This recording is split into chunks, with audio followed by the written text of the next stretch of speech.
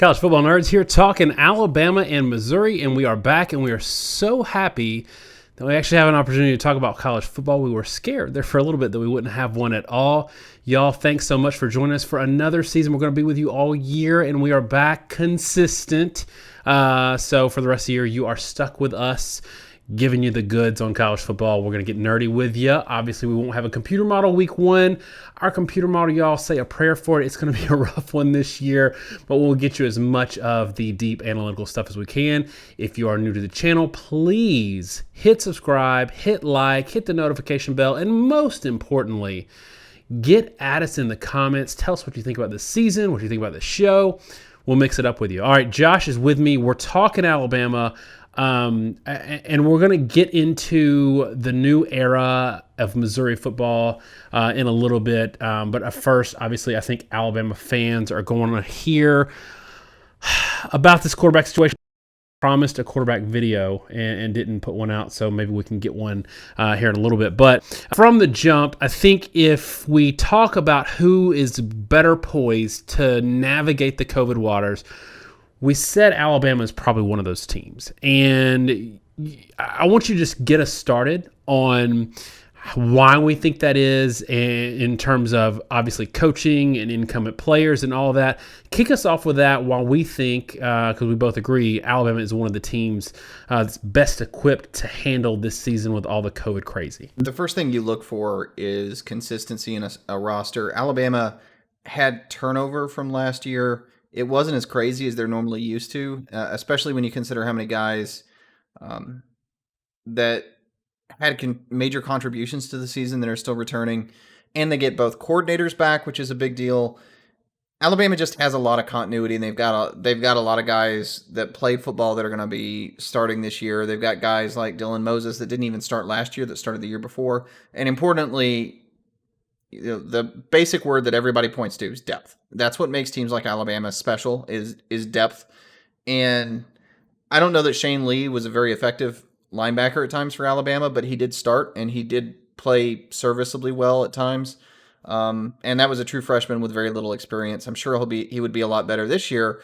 Alabama doesn't even have to play him. They're going to play Dylan Moses. They're going to start Christian Harris. And not many teams have that kind of luxury. I mean, they've got another guy that was probably going to be the starter last year in McMillan that's going to be a backup, and they can use him as a role player.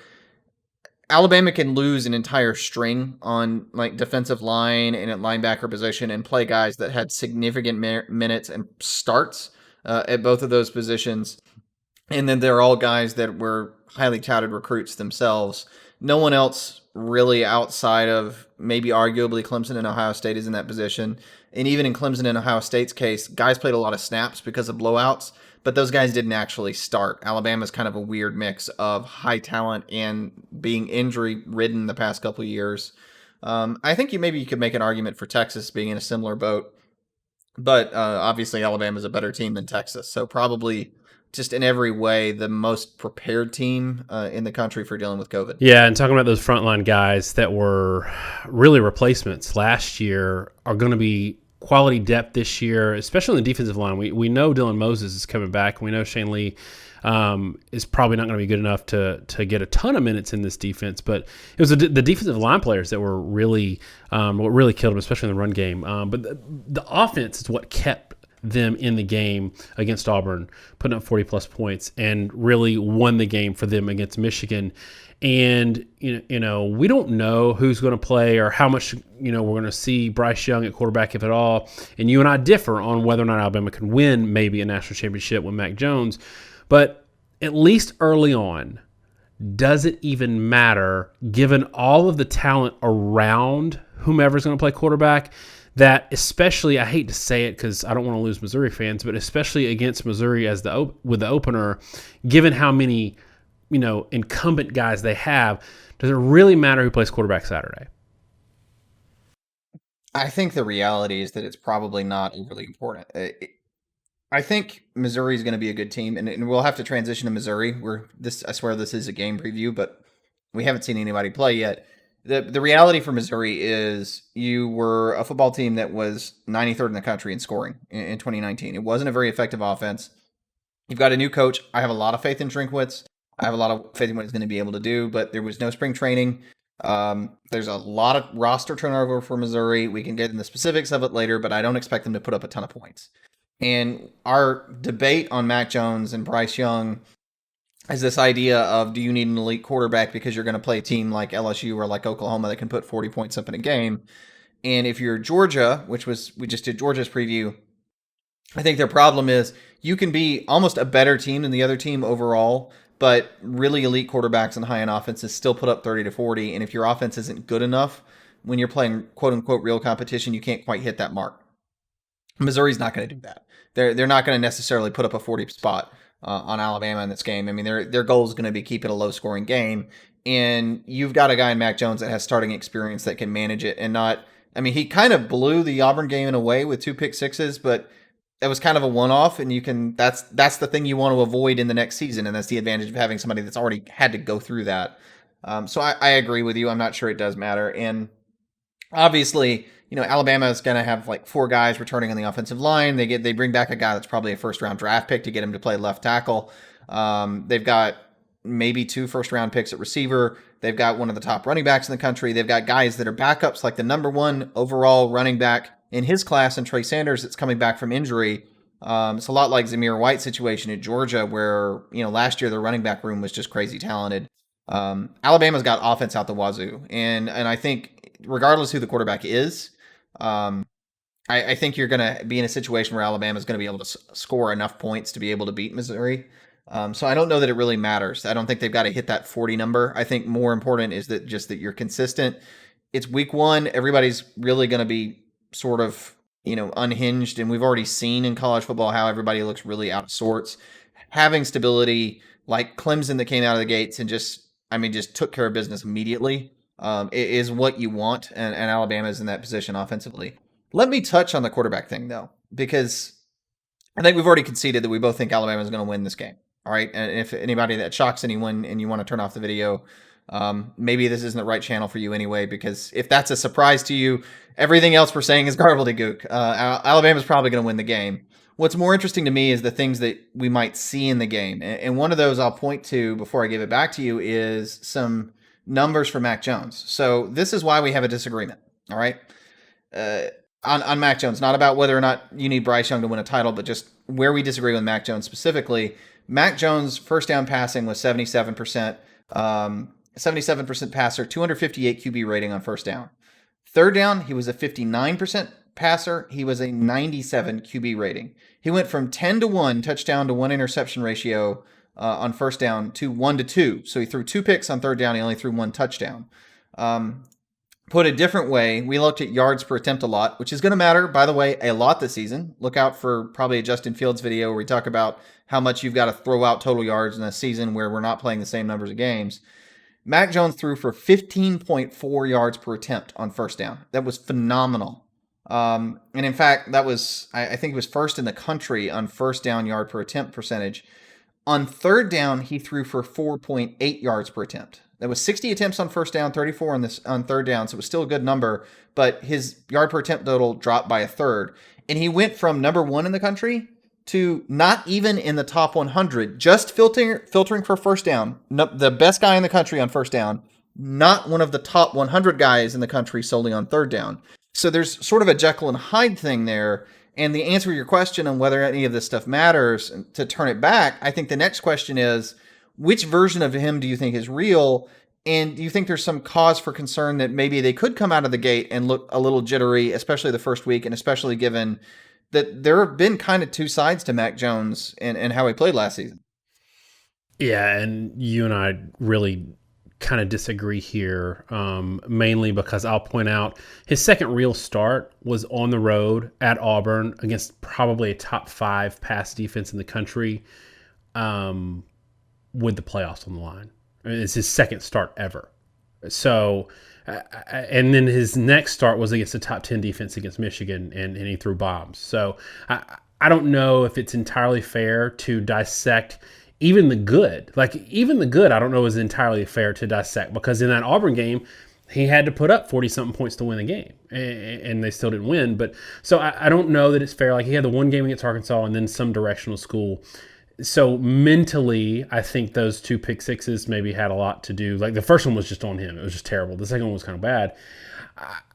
It's tough for me. I'm on the fence, really. Either way, I could be moved either way. What I don't think will matter is I don't think it'll matter against Missouri. I think Missouri is better than the Arkansas team, who he had his first start against. Not as good of a team as the Tennessee defense that he came in and faced and struggled, coming off cold off the bench. I don't think he's going to have any problem there, especially considering the fact that because Alabama is this more seasoned team and more well-oiled machine, I think offensively they're going to look a little better and they can lean on the run game. But I will say this, and I want to transition to Missouri a little bit. I think Missouri is a lot better team than people will give Alabama credit for beating after this game. And again, no shock to Missouri fans that were picking Alabama to win this game, but I think that people are going to dismiss an Alabama win here by saying, oh, well, it's just Missouri. Let's look at what they did last year, 2-6 in the SEC. They weren't very good. You and I both were not high on Barry Odom. We think that they've got a massive upgrade from a coaching standpoint. And I want you to talk about this a little bit. Probably not a big step back in the quarterback department. And that may not be where people thought we were going to go with this, but I think Missouri will have a much better offense this year, even though they're not starting a guy who's played a bunch of games like Kelly Bryant had. Yeah. I think the takeaway for me with Missouri is this is a team that's really underachieved for a few years. We talked about it a lot. It was an odd thing where they were one of the conference's best run defenses and one of the worst pass defenses at the same time under Barry Odom. But overall, that team was just, for lack of a better word, janky. Like it never coalesced right. They often looked completely disinterested. They'd lose a game and they just wouldn't show up for a couple weeks.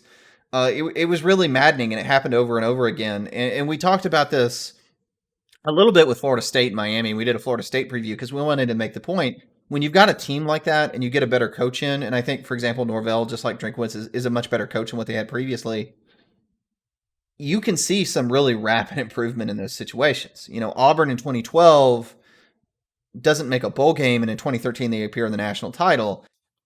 Quite frankly, is Gus Malzahn the greatest coach on earth? I don't know that he necessarily is. The turnaround is really more due to the fact that Auburn had no business missing a bowl in 2012. That team quit. They were not a well-coached team, not a coherent team, and then they quit and everything went off the rails. That's what you had as Missouri. I mean, I'm not sure how much it's going to show because of schedule and because, last year they miss Alabama out of the West. They miss Auburn out of the West. They miss LSU out of the West. That can make you look a lot better. Now, they went 3-5 in SEC play. That's still not a good mark, but it got them to 6-6. But I think, that's a little... That doesn't tell the story of how frustrated you could be because you lose to Vanderbilt, which you had no business doing. I don't know that it's wrong for you to lose to Kentucky, but you shouldn't lose 29-7. Missouri was not 29-7 worse than Kentucky. Missouri was a lot better than Vanderbilt in terms of talent. They could be Kentucky's getting all this hype, but in terms of talent level, Missouri is not behind Kentucky. They could be just as good a team. They could be just as good a team that won 34-14 over South Carolina last year. Maybe they're not Florida or Georgia, but they can be better or as good as anyone else. And I think that's the expectation for Missouri. But I will say, opening the season, I don't think you're going to see it week one. Not with Drinkwitz as a new coach not having any spring.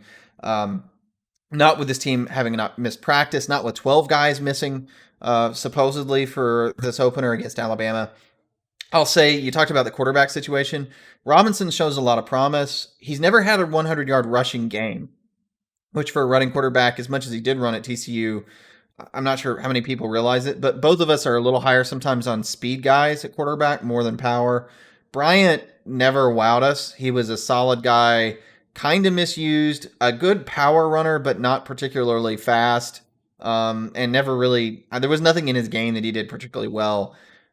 Robinson, at the very least, is explosive. I don't know that he's a good passer, but if they make a good zone read scheme, I think they can make something work with him.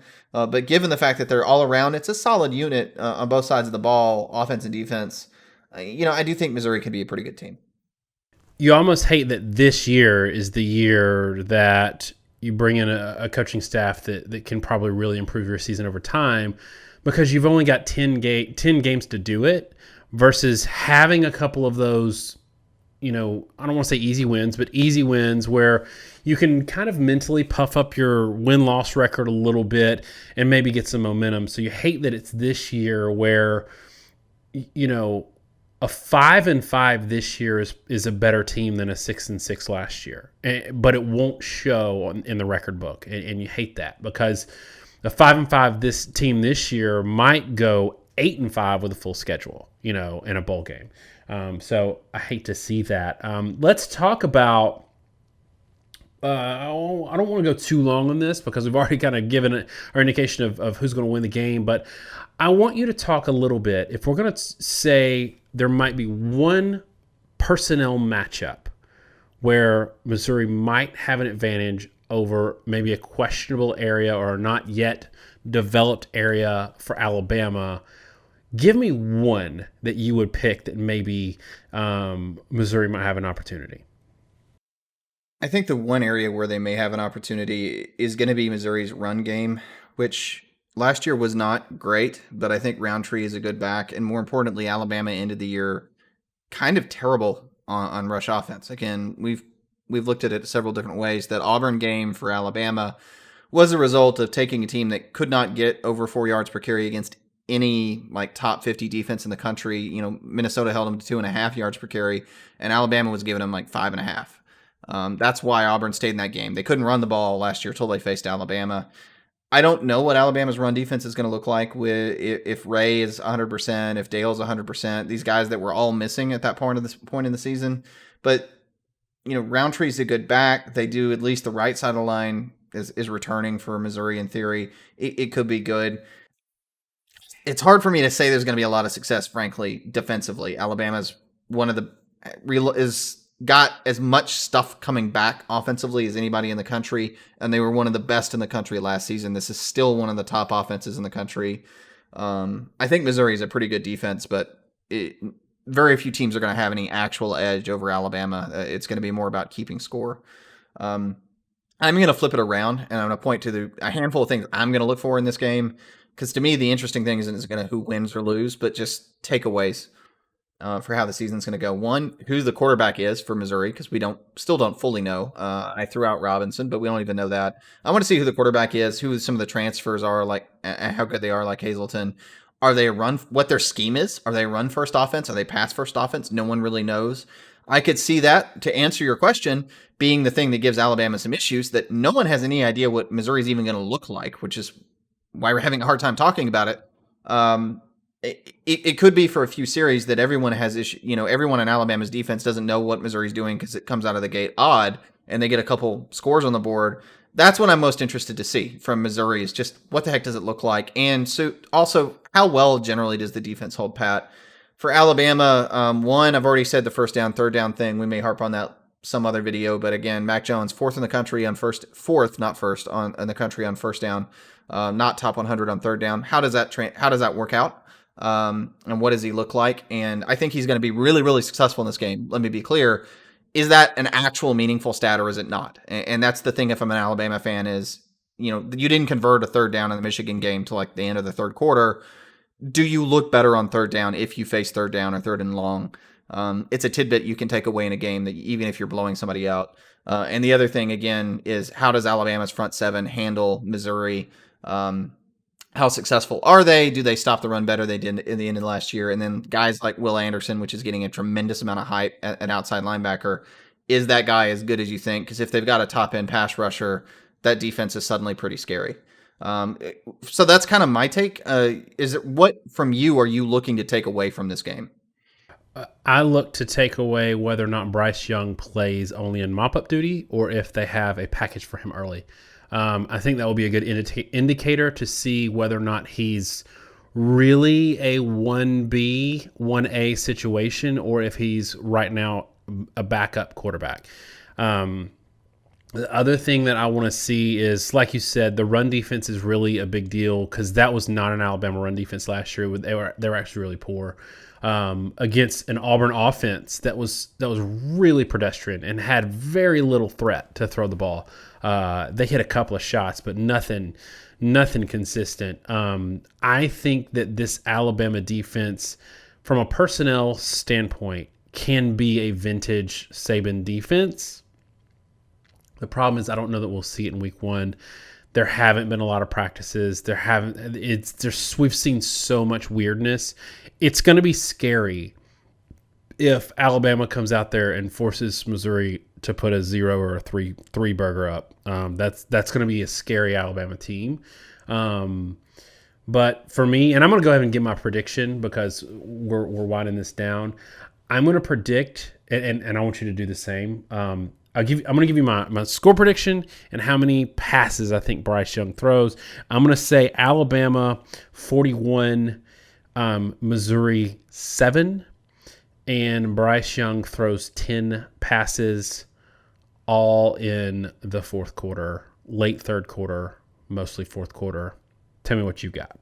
So, as normal, you took the number from me. I would say probably 42-10, that sort of standard. It's a blowout, but not such a blowout that it was uncompetitive, just a blowout where one team ran away from it. You said 10 passes. I was going to say 12. I think the number is 10-15, and it seems like you're more on the low side, and maybe I'm taking the over.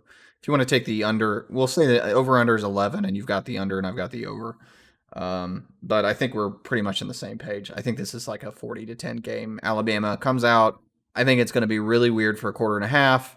Probably somewhere around the second quarter, Alabama kind of figures out what they're doing and pulls away, gets a few points on the board. They've just got too much explosiveness. Probably both defenses are going to give up some really stupid plays that are going to irritate a lot of fans in this game, like they will every game that we've seen in week one. But by the third quarter, Alabama pulls away. Bryce Young comes in, throws however many passes he does, and then nothing's going to happen in the fourth quarter. I think there's also a chance that these offenses are doing mostly stupid plays and don't even make it real hard for the defense. I think that's fair on Bryce Young.